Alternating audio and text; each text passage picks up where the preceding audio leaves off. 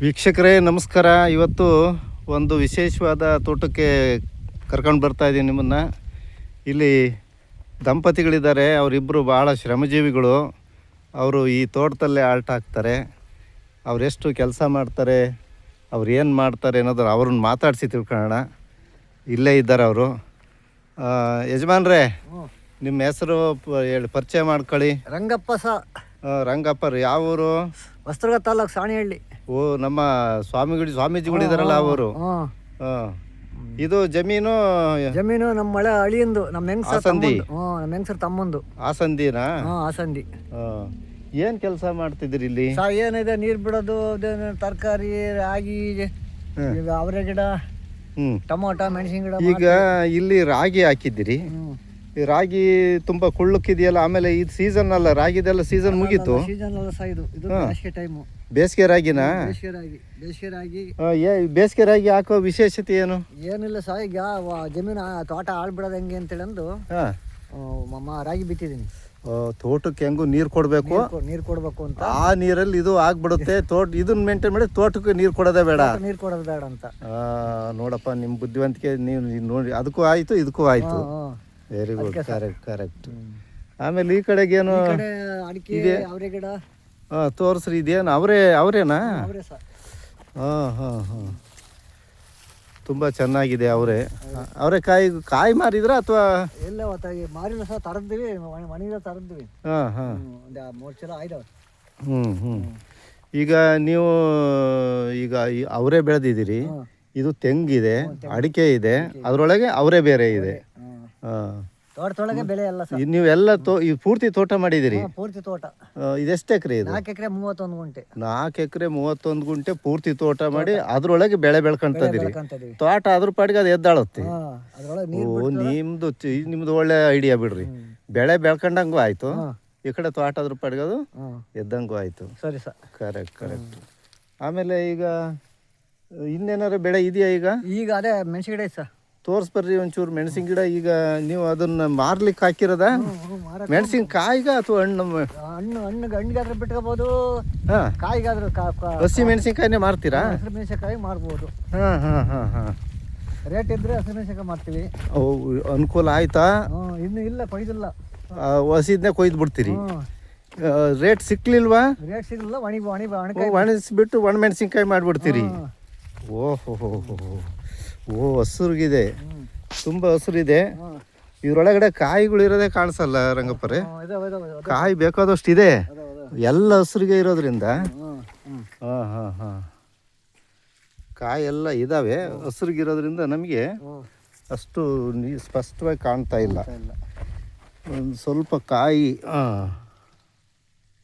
Right ಇದಾವೆ, ಕಾಯಿ ಇದೆ. ಪರವಾಗಿಲ್ಲ, ಇಳುವರಿ ಚೆನ್ನಾಗಿ ಬರ್ತಾ ಇದೆಯಾ? ಬರ್ತಾ ಇದೆ. ಎಲ್ಲ ಕಾಯಿ ಆಗುತ್ತೆ. ಇನ್ನು ಇದು ಅರ್ಧ ಕಾಯಿ ಆಗಿರೋದಷ್ಟೇ. ಬಡ್ಡೆಕಾಯಿ ಏನದವ ಅಷ್ಟೇ ಆಗಿರೋದು. ಇನ್ನು ಒಂದು ಕಾಲ್ ಭಾಗ ಆಗಿದೆ. ಎಲ್ಲ ಬಲಿಬೇಕು, ಬಲ್ತಗಲೇ ಕೊಯ್ಯೋದು. ಓಕೆ. ಈಗ ಒಟ್ಟು ಹಿಂಗೆ ತರಕಾರಿ ಹಾಕೊಳ್ತೀರಲ್ಲ, ವರ್ಷ ಎಷ್ಟು ದುಡಿತೀರಿ? ಖರ್ಚು ಕಳೆದ ವಿಪರೀತ ಖರ್ಚು. ಈಗ ಇಷ್ಟು ಮೆಣಸಿನ ಗಿಡ ಬೆಳೆಸೋದಕ್ಕೆ ಈಗ 1200 ರೂಪಾಯಿ ಖರ್ಚಾಯ್ತು ಸರ್. ಖರ್ಚು ಬರ್ತದೆ. ಗೊಬ್ಬರ ಆಗ್ಲಿ. ಈಗ ನಿಮ್ಗೆ ಏನು ಅಂದ್ರೆ, ಈಗ ತೋಟ ಮೇಂಟೈನ್ ಮಾಡೋದು ರಗಳೆ ಇಲ್ವಲ್ಲ? ತೋಟ, ಅದಕ್ಕಾಗಿ ತೋಟದೊಳಗೆ ಈ ತೋಟ ನೀರು ಬಿಡ್ಬೇಕು. ತೋಟದೊಳಗೆ ಮಾಡ್ಕೊಂಡ್ರೆ ನಮಗೆ ಖರ್ಚಿಗೆ ಇದು ಅನುಕೂಲ ಆಗುತ್ತೆ. ತೋಟ ಬೆಳೀತಾ ಇರುತ್ತೆ. ತೋಟದಷ್ಟು ತೋಟ ಆಗ್ತಾ ಇರುತ್ತೆ. ಅದ್ರ ಪಾಡಿಗೆ ಅದು ಬೆಳೆಯುತ್ತೆ. ನಿಮಗೆ ತರಕಾರಿ ಉತ್ಪತ್ತಿ ಆಗುತ್ತೆ. ವರ್ಷ ಕನಿಷ್ಠ ಅಂದ್ರೆ ಒಂದು ಈಗ ಮೆಣಸಿನ ಗಿಡ ಇದೆಯಲ್ಲಪ್ಪ, ಇದ್ರಾಗ ಎಷ್ಟು ದುಡಿಮೆ ಮಾಡ್ತೀರಿ? ರೇಟ್ ಸಿಕ್ಕಿರೆ, ಹಸಿರು ಮೆಣಸಿನಕಾಯಿ ಸಿಕ್ಕಿರೆ ಕನಿಷ್ಠ ಅಂದ್ರೆ ಒಂದು 30-40 ರೂಪಾಯಿ ಸಿಗುತ್ತೆ. ರೇಟ್ ಸಿಗಲಿಲ್ಲ ಅಂದ್ರೆ ಖರ್ಚು ಕಳೆದು ಒಂದು 30-40 ಸಾವಿರ ಸಿಗುತ್ತೆ. ಇದಕ್ಕೆ ಮುಂಚೆ ಇಲ್ಲೇನು ಹಾಕಿದ್ರಿ? ಇದಕ್ಕೆ ಟೊಮಟೊ ಹಾಕಿದ್ದು ಮುಂಗಾರು. ಅನುಕೂಲ ಆಯ್ತಾ? ಪರವಾಗಿಲ್ಲ ಸರ್, ಅನುಕೂಲ. ಅದ್ರಾಗ ಎಷ್ಟಾಯ್ತು? ಅದ್ರಾಗ ಒಂದು 25-30 ಆಯ್ತು ತೋಟದೊಳಗೆ ಒಟ್ಟು. ಆಗ್ಲಿ. ಈಗ ನಿಮಗೆ ಖರ್ಚು ಕಳ್ಕೊಂಡೆ ಅಲ್ಲಿಗೆ ಅದೊಂದು 30 ಇದೊಂದು 30 ಅಂದ್ರೆ ಒಂದು 60,000 70,000 ದುಡ್ಡು ಆದಂಗೆ ಆಯ್ತಲ್ಲಪ್ಪ. ಈಗ ತೋಟ ಪಾಡಿಗೆ ತೋಟ ಬೆಳ್ಕೊಂತಿರುತ್ತೆ, ಅದ್ರೊಳಗಡೆ ನಿಮ್ಗಿದು ಒಳ ಉತ್ಪತ್ತಿ ಆಯ್ತು. ಮತ್ತಿನ್ನೇನಾರು ಬೆಳೆದಿದ್ರಿ ಈ ವರ್ಷ? ಅದೇ ಸೌತೆ ಹಾಕಿದ್ದು, ಇದಕ್ಕೆ ಸಂಬಾರ ಸೌತೆ, ಅದು ಅಡಿಕೆ ಗಿಡದೊಳಗೆ ಅದೆಷ್ಟಾಯ್ತು? ಅದ್ರಾಗ ಒಂದು 40 ಸಿಕ್ತು. ಅದ್ರಾಗ ಒಂದು 40. ಒಟ್ಟು ಹಿಂಗೆ ಆ ತರಕಾರಿ ಈ ತರಕಾರಿ ಅಂತ ವರ್ಷದಲ್ಲಿ ಅವು ತರಕಾರಿಗಳು 3 ತಿಂಗಳೊಳಗೆ ಮುಗ್ದೋಗ್ಬಿಡ್ತವೆ.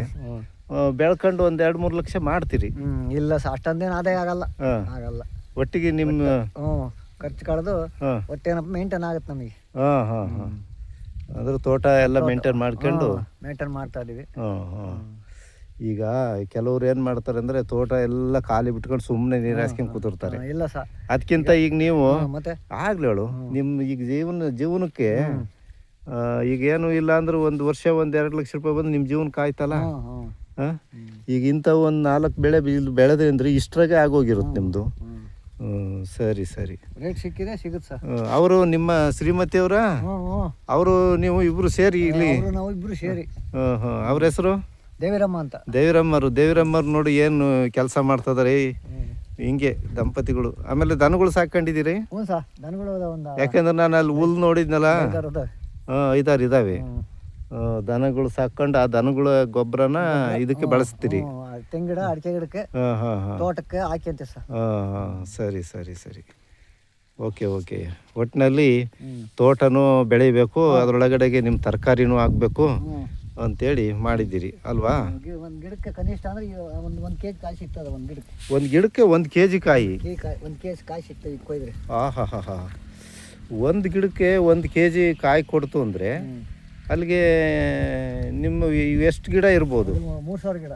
3000 ಗಿಡ, 3000 ಕೆಜಿ ಆಯಿತು. 1 ಕೆಜಿಗೆ ಒಂದು 30 ರೂಪಾಯಿ 40 ರೂಪಾಯಿ ಇರುತ್ತಾ? ಅಷ್ಟೇ 20-30 ಅಷ್ಟೇ. ಸರಿ ಸರಿ ಸರಿ, ಆಗಲಿ. ಒಂದು 20 ರೂಪಾಯಿ ನನಗೆ ನಿಮಗೆ ರೇಟ್ ಸಿಕ್ಕಿದ್ರು ನಾವು ಅಷ್ಟು ಸಿಗುತ್ತೆ ಇಷ್ಟು ಸಿಗುತ್ತೆ ಅಂತ ಹೇಳಲ್ಲ. ಕಂಟಿನ್ಯೂ 20 ರೂಪಾಯಿ ಸಿಗುತ್ತೆ. ಅಲ್ಲಿಗೆ 60,000 ರೂಪಾಯಿ ದುಡ್ಡು ಆಯ್ತು.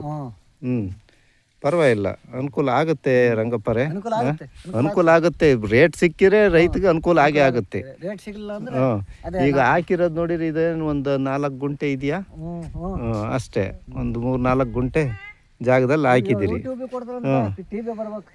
ನೋಡಮ್ಮ ದೇವಿರಮ್ಮರು, ಈಗ ಇಬ್ಬರು ಕಷ್ಟಪಟ್ಟು ಕೆಲಸ ಮಾಡ್ತಾ ಇದ್ದೀರಿ, ನೆಮ್ಮದಿಯಾಗಿದ್ದೀರಾ? ತೋಟದಲ್ಲಿ ನೆಮ್ಮದಿಯಾಗಿದ್ದೀರನವ? ಸರಿ ಸರಿ. ಈಗ ನಾಟಿ ಹಸು ಸಾಕಿದ್ದೀರಿ, ನಾಟಿ ಹಸಿನ ಹಾಲು ಕುಡ್ಕೊಂಡು ಕಾಫಿ ಕುಡ್ಕೊಂಡು ಇಲ್ಲಿ ತೋಟ ಎಲ್ಲ ಈಗ ಹಳೆ ಮಗಳಿಗೆ ತೋಟ ಮಾಡಿದಂಗೆ ಆಯ್ತು, ಜೊತೆಗೆ ನಿಮ್ಮದು ಜೀವನನೂ ಆಯಿತು.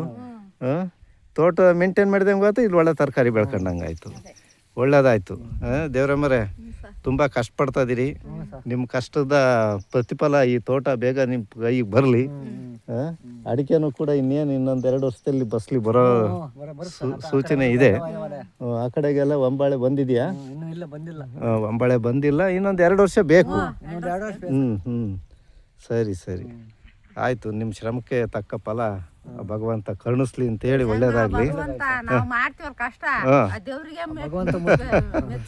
ಹೌದು, ಇದೆಲ್ಲ ನಾವು ಈಗ ನೀವು ಕಷ್ಟಪಡೋದನ್ನ ನೋಡಿನೇ ನಾನು ಒಂದು ವಿಡಿಯೋ ಮಾಡೋಣ ನಿಮ್ದು ಅಂತೇಳಿ ಬಂದಿದ್ದು. ಯಾಕೆಂದ್ರೆ ಇಬ್ಬರು ದಂಪತಿಗಳು ಅಷ್ಟು ಚೆನ್ನಾಗಿ ಇಲ್ಲೇ ಆಲ್ಟ್ ಆಗ್ತೀರಿ, ಹೊಲ್ದಾಗೆ ಉಳ್ಕೊಂಡು ತೋಟದಲ್ಲೇ ಕೆಲಸ ಮಾಡ್ಕೊಂಡು ಇಲ್ಲೇ ಊಟ ಮಾಡಿ ಇಲ್ಲೇ ಮಲ್ಕೊಂತೀರಪ್ಪ. ಹಿಂಗೆ 24x7 ತೋಟಕ್ಕೆ ಮೀಸಲಾಗಿದ್ದೀರಿ. ಸರಿ ಸರಿ, ಆಯಿತು ಕಣಮ್ಮ, ಒಳ್ಳೇದಾಗಲಿ. ಇನ್ನೊಮ್ಮೆ ನಾನು ಬರ್ತೀನಿ. ತೆಂಗು ಇದು ಅಡಿಕೆ ಎಲ್ಲ ಒಂಬಳೆ ಆದಮೇಲೆ ಒಂದ್ಸಲ ಬಂದು ನಾನು ವಿಡಿಯೋ ಮಾಡ್ತೀನಿ. ಇದು ಎಲ್ಲ ಫಸಲು ಚೆನ್ನಾಗಿ ಬರಲಿ, ನಿಮ್ಗೆ ಒಳ್ಳೆ ಇನ್ಕಮ್ ಬರಲಿ ಅಂತೇಳಿ ನಾವು ಹಾರೈಸ್ತೀವಿ ಕಣಮ್ಮ.